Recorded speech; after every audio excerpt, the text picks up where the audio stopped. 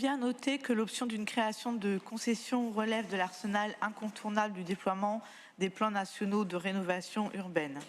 Néanmoins, en tant qu'autorité concédante, nous avons la main pour exprimer un certain nombre d'attendus et d'exigences. Nous avons la responsabilité de garantir le respect des obligations de service public et de ne pas dissoudre le lien et les responsabilités entre la mairie et ses habitants par des intermédiaires trop nombreux. Il nous semble nécessaire d'être prescriptif. En la matière.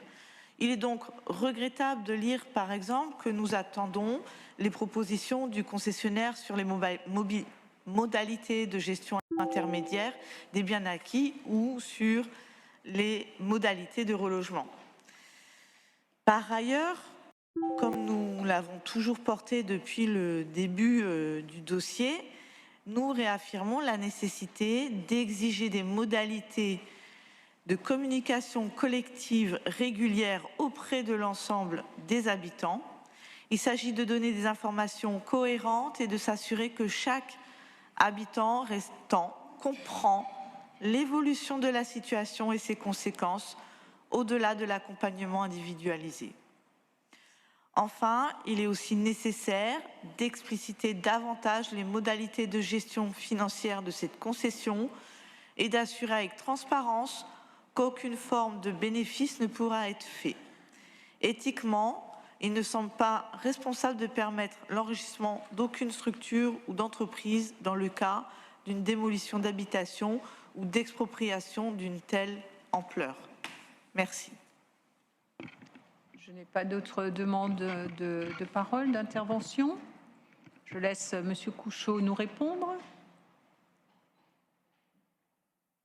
Madame El Hajjaji, vous parlez d'un service public. Je vous rappelle qu'il s'agit d'une copropriété privée et que la collectivité est amenée à prendre ses responsabilités. Pour prendre ses responsabilités, il faut investir plus de 50 millions d'euros.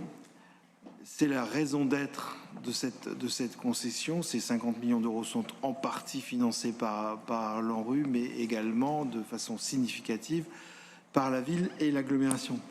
Il n'est pas possible de concéder une exploitation en disant voilà exactement ce que vous devez faire. Bien évidemment, nous serons attentifs aux modalités de relogement et bien évidemment, nous serons très vigilants sur le déroulement de ces opérations, comme nous le sommes déjà, puisque nous sommes dans le cadre aujourd'hui d'un dispositif d'urgence qui est animé par une filiale de la Caisse des dépôts et consignations. Donc il ne s'agit pas du grand capital, mais bien de l'argent du public. Et nous sommes extrêmement présents aux côtés de la CDC, qui est un véritable partenaire, qui fait un travail parfaitement éthique, notamment dans l'appréciation des logements, et nous poursuivrons cette vigilance. Sur les modalités de concertation, vous défendez le collectif, nous défendons l'individuel. Nous constatons nos désaccords. Nous avons rencontré, par l'intermédiaire de notre prestataire, l'ensemble des habitants en face à face, de manière à leur proposer des solutions qui soient adaptées à leur situation. J'ai par ailleurs reçu tous ceux qui avaient demandé qui m'avaient demandé à être reçus. Sur la question du bénéfice, je redis qu'il ne s'agit pas d'une opération capitalistique, mais il y a très peu d'opérateurs qui sont en mesure de répondre à une opération de ce type. Nous verrons quelles seront les conclusions de la commission d'appel d'offres, mais bien évidemment, il ne s'agira pas de confier cette opération au secteur privé. Je vous remercie.